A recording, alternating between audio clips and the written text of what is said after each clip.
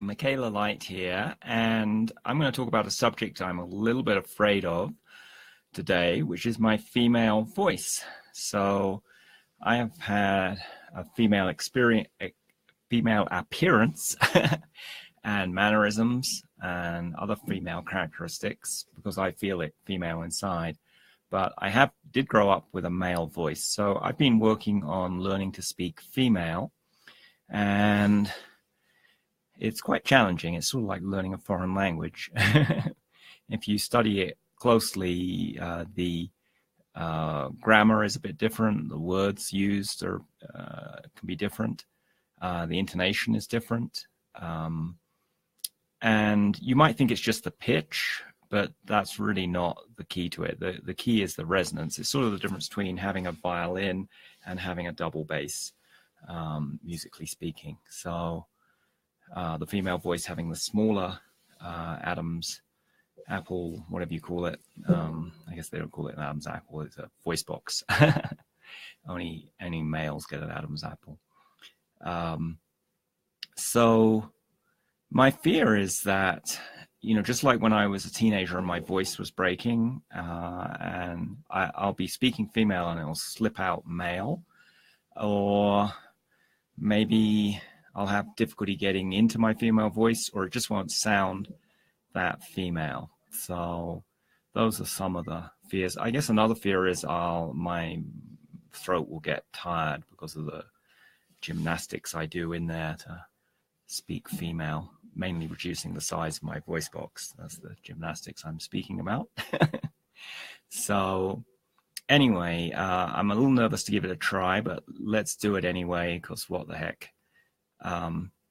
So if I make my voice box smaller, but I don't change the pitch, I have a more feminine voice. And the other thing I can do is I can round the words more and separate words one from another.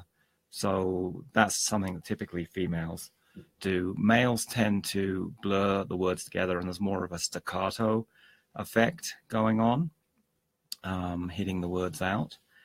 So those are some of the things I can do to speak more female. I think I've got quite a way to go, but I can do it. If I'm not saying too many sentences, I can do it. Of course, I really want to do videos and podcasts and, act on stage or just be everywhere with a authentic female voice. So so what would it take for me to have an authentic female voice anytime I wanted to?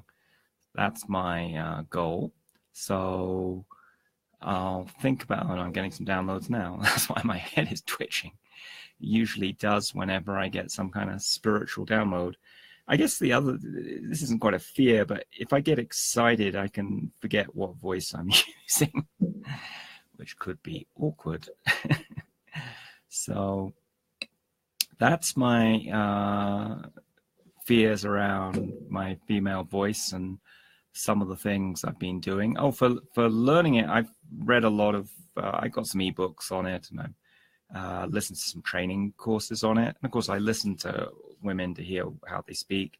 I also read Deborah Tannen's You Just Don't Understand, which has a lot of insight on male and female speaking patterns.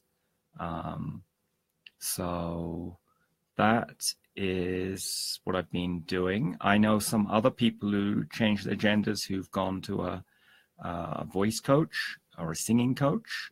In fact, singing is a great training for learning to use your voice better. And in some sense, the female voice is more sing-songy when speaking than the male voice is, because there's much greater range going on. So very interesting. So if you have any comments or questions, either on this or any other of the topics, let me know in the comments. Please give it a thumbs up.